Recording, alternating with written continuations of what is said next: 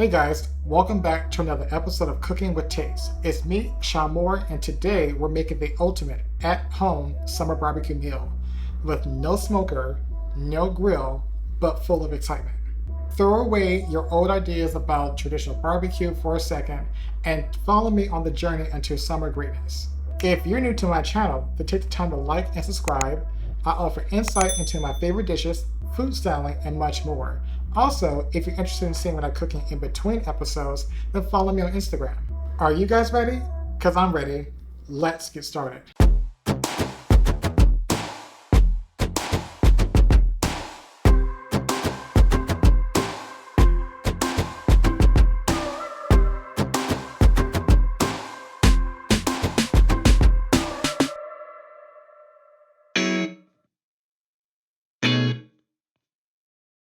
Let's begin by working on our spice rub. You will need a combination of dark brown sugar. That's if it decides to come out. Next, you need equal parts of garlic powder, onion powder, chili powder, and paprika. 1 teaspoon of Chinese five spice, and half a teaspoon of cayenne pepper. Give everything a quick stir, making sure there's no lumps. Add 2.5 teaspoons of kosher salt, mix again, and set everything aside. Coming to the stage is Miss Baby Back Ribs, looking snatched to the gods in a plastic couture eleganza, which unfortunately you have to remove. Just snip the back like you're doing surgery, remove the specimen and pat dry, like so. With a sharp knife, make a slit along one of the rib bones, and with a paper towel, grab the membrane and remove it from the bones. It may not come off in one swoop, but keep trying. The membrane acts like a barrier between the spice rub and your ribs. Since we are not using a smoker or grill, you need to do the steps to maximize the contact of spices to meat. Okay, after changing my gloves, now I'm ready for the next step. Using your pastry brush, apply a layer of Dijon mustard all over your ribs. The mustard not only offers another baseline of flavor, but it acts like a glue for your spice rub. 2 words: full coverage. Treat this like you're painting a wall or applying foundation to your face. Blending is key. Apply a decent layer of your spice blend to your ribs. Don't be stingy with those spices.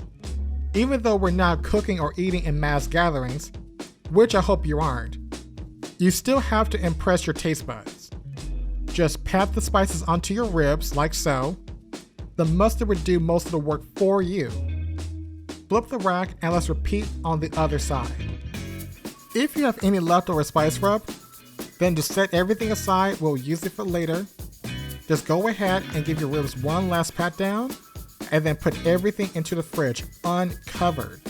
Leave the ribs in the fridge for at least 6 hours, preferably overnight, just so the seasoning has more time to penetrate the meat. At this point, remove your ribs from the fridge and set your oven temperature to 250 degrees Fahrenheit. To make this process more seamless, grab a second baking rack equipped with aluminum foil and liquid smoke. Next, you need to create a foil casing for your set of ribs.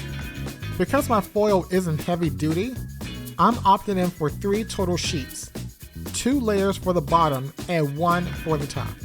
The key to unlocking your barbecue smokehouse dreams from home will come from this bottle of liquid smoke.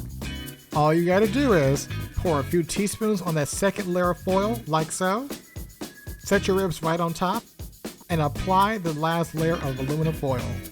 Fold your edges like so, top, bottom, left, right.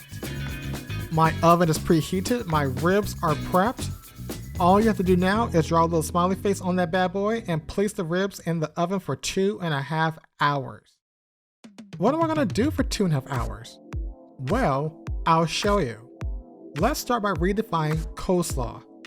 I'm slicing 1 red bell pepper down the corners, then slicing the peppers into 1/2-inch pieces.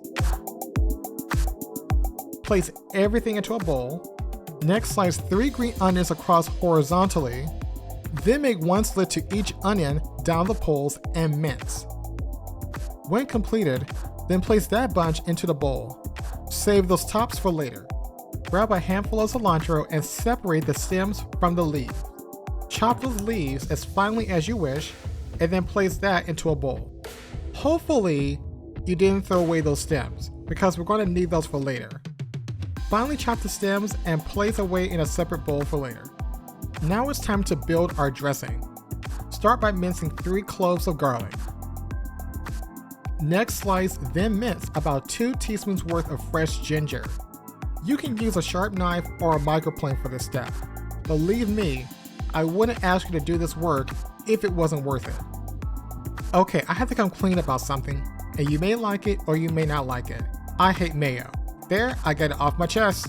So when I was searching the web for alternatives, many options came to mind, and I hope you enjoy this version.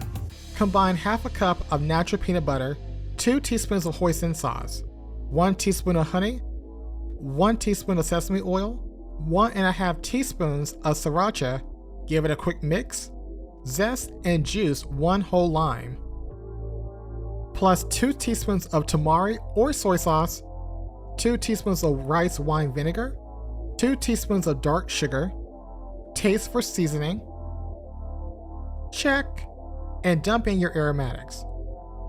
And I guess you guys are waiting for some kind of shortcut, and here it is. I'm using pre-shredded slaw and carrots. Just toss in the ratio that you would prefer and mix. Season with salt, pepper, and a little apple cider vinegar, and set aside in the fridge. Now, if you're still wondering what to do with your spare time, then just eat a light snack. I'm eating my favorite cucumber salad recipe, which you can find on my Instagram. You can also catch up on some reading, or we can make one more dish. I'm opting in for the third option, so let's continue. If you haven't guessed by the thumbnail that the third dish should be baked beans, then I'm going to say it now. I'm making one of the best baked beans on the market. To make this, you'll need half a cup of finely chopped shallots and 1 green bell pepper. Put that into a skillet with 1 tablespoon of olive oil and sweat until the shallots are translucent. Introducing the stars of this segment, we have 15-ounce cans of pinto, red kidney, and black beans. Drained and rinsed. Dump that into a 9x13 baking vessel, along with 1 18-ounce can of baked beans. Next, add your sauteed veg, along with a half a cup of ketchup, 1 tablespoon of Dijon mustard, 2 teaspoons of apple cider vinegar, 1 teaspoon of liquid smoke, half a cup of barbecue sauce, 1 teaspoon of sriracha, and a 10-ounce can of rotel. Go ahead and combine.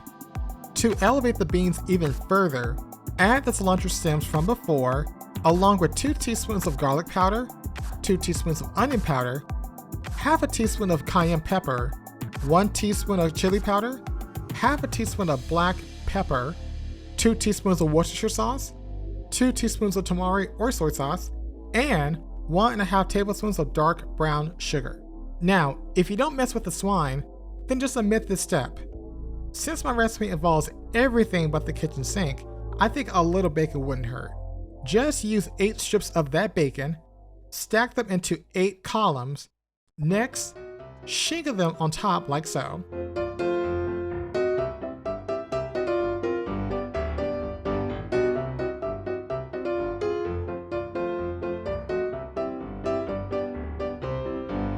And place everything into a 375-degree Fahrenheit oven for 1.5 hours.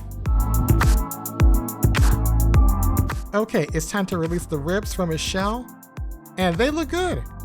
But let's make them look amazing. The best way to enhance the look is with a little barbecue glaze. You would need the remaining pan drippings, minus the fat, the remaining spice rub from before, plus 2 teaspoons of brown sugar, 1 teaspoon of Chinese spice, 2 teaspoons of Worcestershire sauce, a half a teaspoon of liquid smoke, half a teaspoon of mustard powder, a 1/4 cup of ketchup, and 2 teaspoons of gochujang. Stir and reduce until thick and silky. Paint your canvas like so, and place everything in the broiler until the ribs are slightly charred. Remove from the broiler and apply a second coating of the glaze. Broil again until the glaze is set. And there you have it. Cooking with Taste Ultimate Indoor Ribs. On that all-star team, we have our powerhouse baked beans. They are looking every bit of delicious, and the smell is a 10 out of 10. And don't forget about the heavy hitter East meets West no mayo coleslaw. Tasting like blessings from 5 holy priests. Slice your ribs by groups of 2.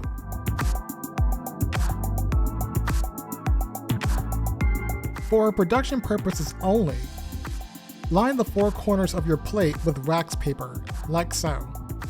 Carefully arrange your least appealing ribs on the bottom, then build the stack with the most stunning on top. Remove the wax paper and boom! No sauce stains on your plate. Top it off with more green onions, and there you have it. You can apply the same techniques to your slaw, but keep in mind this is all optional. I wonder which dish I should try first. Eeny, meeny, miny, mo. I choose mo. One word. Yes. Let's try the slaw. bomb.com.org.edu. And for the moment we all been waiting for, our ultimate indoor ribs.